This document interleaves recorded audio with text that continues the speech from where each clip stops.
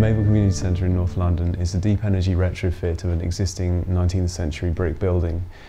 It's been fully certified to the Passivhaus standard, making it the first of its kind in the UK.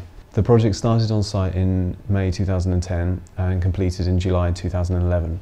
The clients are now moving in to the building, and so at this stage it's where we come in and we effectively hold their hand to make sure that they're using the building correctly and getting the most out of it.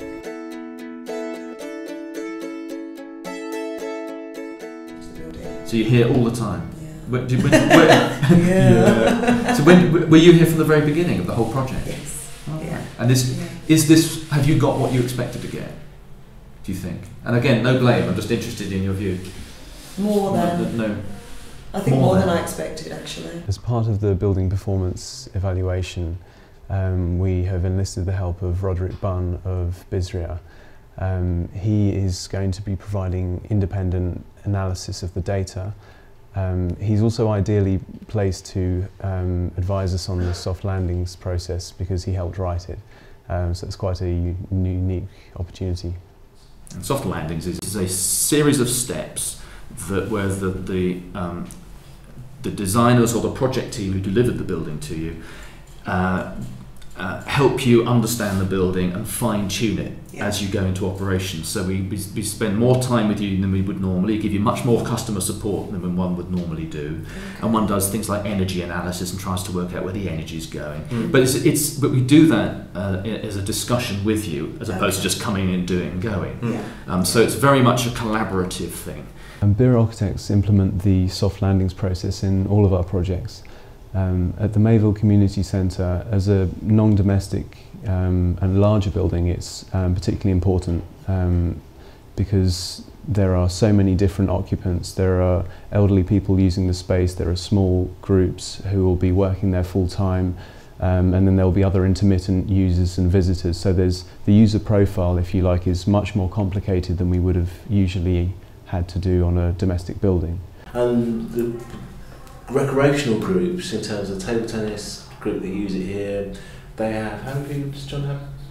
Oh gosh, 10 to 15. 10 to 15, and they're the most active group in the space, and they don't find that the building overheats so that they are sweating excessively, and they feel it's very comfortable. And then there's a sedentary group that come in who use it for bingo, and again they feel very comfortable. They feel that actually the great thing about the building is that there is a consistency of warmth or atmosphere throughout the whole of the building. So they don't suddenly feel that they're in the foyer and it's really hot, like if you go into some buildings where they've got those heaters on the doors to give you that kind of feel, oh, you're in somewhere nice, and then you go to another building, part of the building, and then it's cold.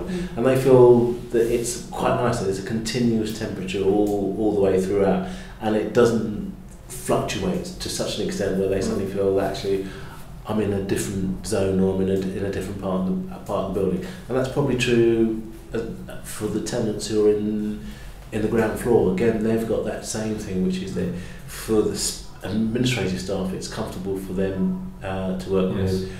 The user groups, in terms of their meetings and doing some yoga and exercise, again feel that it's comfortable to be in that space. We've spent a lot of time with Tina, Trevor and Kathy of the MCP to try and make sure that they understand the building the best out of anyone, because they're the first point of call for anyone else. What about the things that you have to react to, like the solar shading or the lighting system or the windows and the roof? How do you operate? How do you understand? What's your understanding of those, and what's your appreciation of those?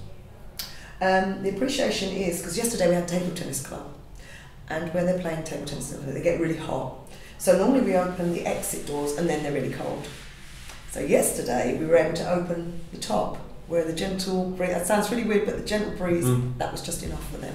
Yeah. Just crack it. So about that much, the temperature's fine. How did you get on with the controllers that opened those? Fine. Of particular interest to us in this project is how the users will interact with low energy systems that they may not be used to.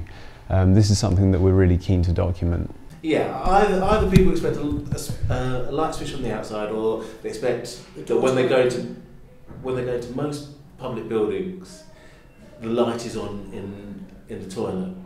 So the first thing that when they do is they think it's dark. There must be a light switch here somewhere, and then the light goes on. Yes. And then that provides them with some anxiety. So in terms of the design, one thing that we didn't do is actually walk through or talk through with people how that would be in a building like this. That until you come into a particular space, there will be no light, and then the light will come on. And then once you leave, you don't have to worry about switching the light because it's automated and it will switch off. 6 months on from the building's completion, we felt it would be a good time for us to go back, revisit some of the systems and check that they were working as we had originally intended them to. The reconciliation of the meters has allowed us to look at the system overall and try and work out where any problems might have occurred. Right, so just be absolutely clear, which is the ventilation heater. What's the notation on that one? 2L, that's that one. Yes, that's right, ventilation heater, that makes sense. We think. If that's reading 0, which it is, so that's fine. Oh, I see what you mean. So that is reading on that, yes. So that's all in the ventilation. Yeah, they've all got power. Yeah. And they're all showing the same reading at the bottom. Right. So that they're all connected correctly. Right. Just that one's not reading anything, as though it's never been on. Yeah. In our case at the Mayville, there was an instance where a couple of the sub-meters were double counting, which means that they weren't displaying correctly. And so the whole process gave us the opportunity to get the electrician back, trace the circuits and work out what needed to be fixed. If we hadn't have done this, then at the end of the year our data would have been completely wrong. So this is one of the things that's of paramount importance when considering the design and the installation of your electrical supply. We're not interested in either good news or bad news.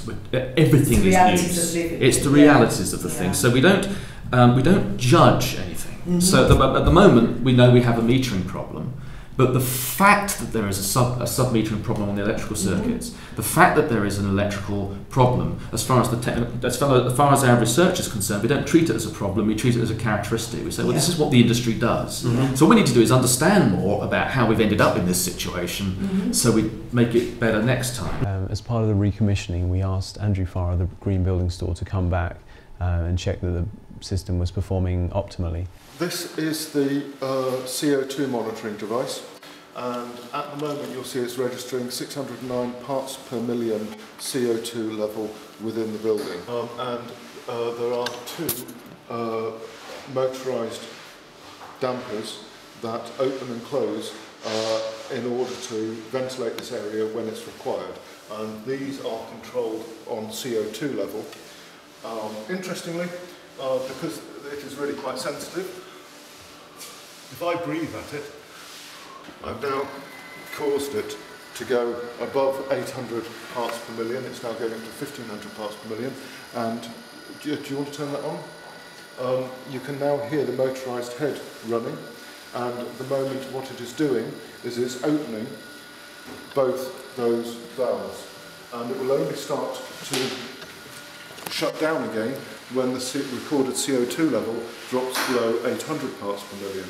What I've discovered the problem is that the motion sensors in the upstairs offices up there are not creating any response from the zone valve or the motorised head that is operating the damper in the supply duct to those offices. He's also taken the time out to explain the filter system to the staff and show them how they can replace them on their own. To begin with, what you do is you turn the ventilation unit off button. It will light up on stop, and you have to wait a little while.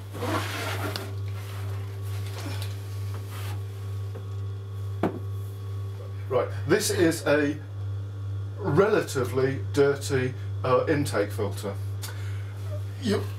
What you'll notice is that compared with the new one, it is black.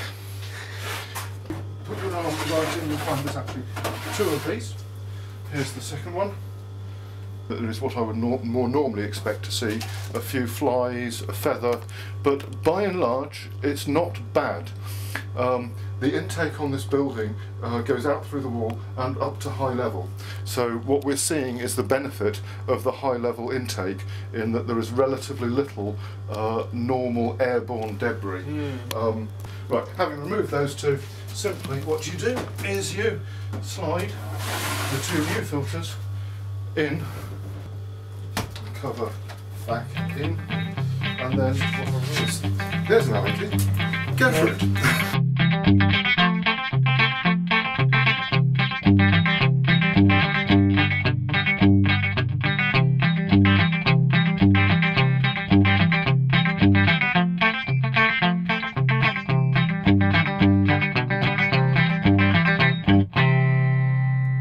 Now that we've changed the filters, the ventilation unit is still in its off mode. In order to put it back into its on mode, it needs to be pressed into on fan speed 3. The ventilation unit will now come back into life, and we have succeeded in changing the filters.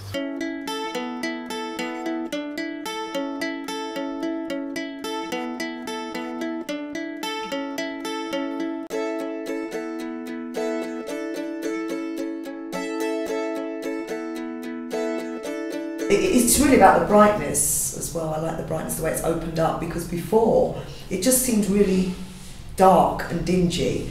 And it was actually, I mean, coming here, it was the people who made the centre, really.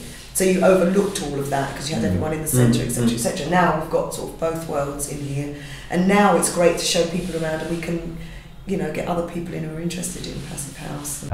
One of the next stages for us is to hold an evening event, maybe with sort of wine and drinks, just to introduce the building to the community and to gauge their reaction. Many people think that the building has actually been completely replaced because it's unfamiliar to them, and so it would be really good to see how they think the building has improved and changed. Yeah. We're trying to get everyone back to the build because we've been quite a while. Yeah. As you know, the redevelopment took a little bit longer, so now we're trying to coax everyone back and show them that we're back here. It's a warmer building, it's easier to access, it's a nice building, it's pretty, and we're getting good feedback at the moment. So. The other thing